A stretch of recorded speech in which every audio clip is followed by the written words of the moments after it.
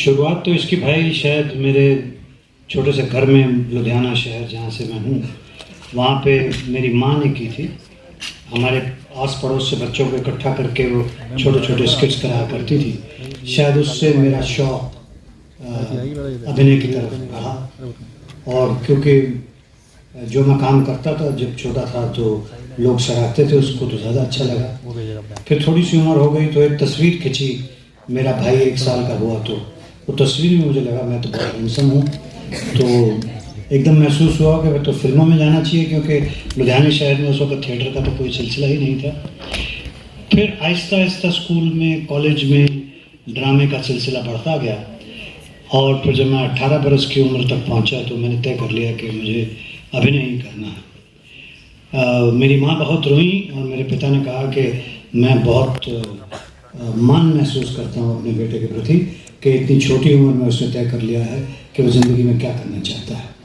और मैं ग्रेटफुल हूँ उनका, अपने माता पिता का, जिन्होंने मुझे फुली सपोर्ट किया कि तुम जो भी ज़िंदगी में करना चाहते हो करो।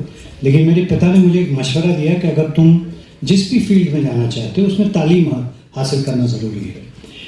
तो उन्होंने मेरे लिए नेशनल स्कूल ऑफ ड्रामा पता किया, मैंने अपने लिए फिल्म इंस्टीट्यूट पता किया।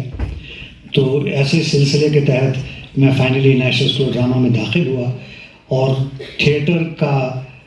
थिएटर से सीख करके सिनेमा के अंदर कदम रखा, और फिर दोनों का सिलसिला भगवान की कृपा से पिछले तकरीबन 50 साल से जारी है। जाना चाहिए, लगभग 99% कांस्टेंट होता है, उसमें कभी रुकावट नहीं आनी चाहिए। अगर आ जाती है तो आप बासी हो जाते हैं, आप आउटडेटेड हो जाते हैं। तो जाहिर है कि ये सब बहुत ही सशक्त फिल्म मेकर रहे हैं भी, अभी भी हैं।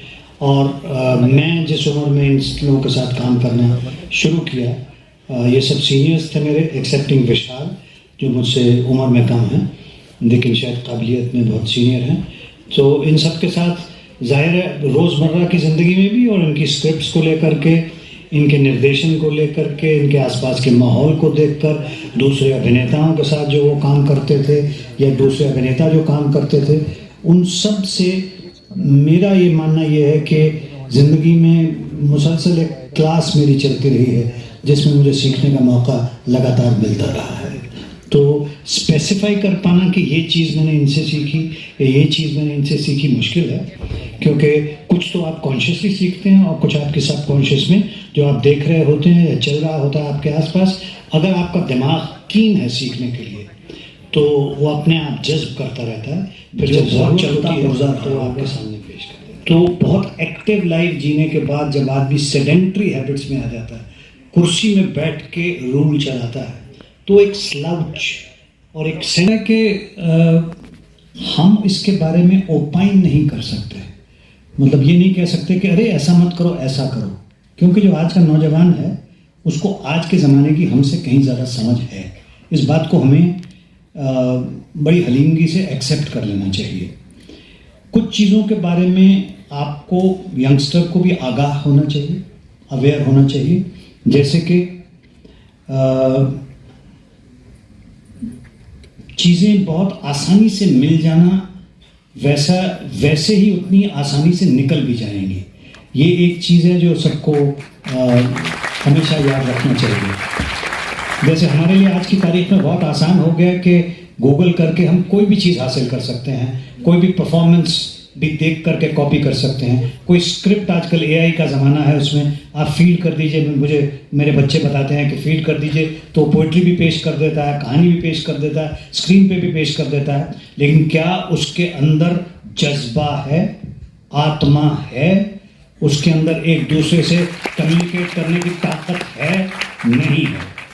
अगर वो ताकत पैदा करना चाहते हैं तो जब तक आप अपनी फील्ड में, जो भी फील्ड आप चुने ज़िंदगी में, अभिनय की बात हो रही है यहाँ पे, लेकिन मेरा ये मानना है कि आप कोई भी फील्ड अगर चुनते हैं तो उसके अंदर जब तक आप तालीम हासिल नहीं करते, उसकी प्रैक्टिस नहीं करते और लगातार नहीं करते और पूरी ईमानदारी के साथ नहीं करते, तब तक आप उसमें मोमेंटरीली सक्सेसफुल हो सकते हैं, लंबे अरसे के लिए सक्सेसफुल नहीं हो सकते। ऐसा मेरा मानना है।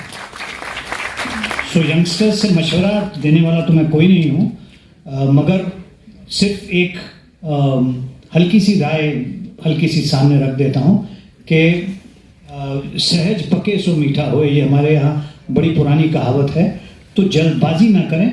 आज का ज़माना इंटरनेट का है, ट्वीट्स का है और इंस्टाग्राम का है, तो चीज़ें बहुत आसानी से फैलती भी हैं, लोगों तक पहुंचती भी हैं, लेकिन क्या वो टिकती हैं, इसकी तरफ तवज्जो दें। जितना काम अपने आप पे करेंगे, इंटरनेट, फेसबुक, बाकी सब चीज़ें आपके लिए वो काम बजाते खुद करेगी, अगर आप अपने आप के ऊपर काम करते हैं तो। अगर आप उसके थ्रू काम करते हैं तो आप छोटे होते जाते हैं, इंटरनेट, फेसबुक और ये सब चीज़ें बहुत बड़ी होती चली गई। तो वहाँ पर अगर हो रहा है या सुल्तान रज़िया हो रहा है तो आपको उसकी ज़बान के लिए प्रैक्टिस करना ही होती है, तो डिक्शन करेक्ट होना ही चाहिए। या अगर अंधा योग हो रहा है तो आपकी हिंदी उतनी अच्छी होनी ही चाहिए।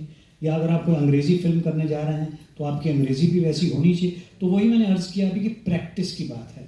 अगर आपको किसी चीज़ का शौक़ है, जैसे कि ज़बान अच्छी होने का शौक़ है कि मैं नॉर्मल भी बोलूँ तो ज़बान अच्छी हो, या मेरी वोकेबलरी अच्छी हो जाए, हिंदी की, उर्दू की, अंग्रेज़ी की, किसी भी ज़बान की, तो उसके लिए रियाज़ करना ज़रूरी है, प्रैक्टिस करना ज़रूरी है। अगर आप वो करेंगे तो वो चीज़ें आहिस्ता आहिस्ता हासिल हो जाएंगी।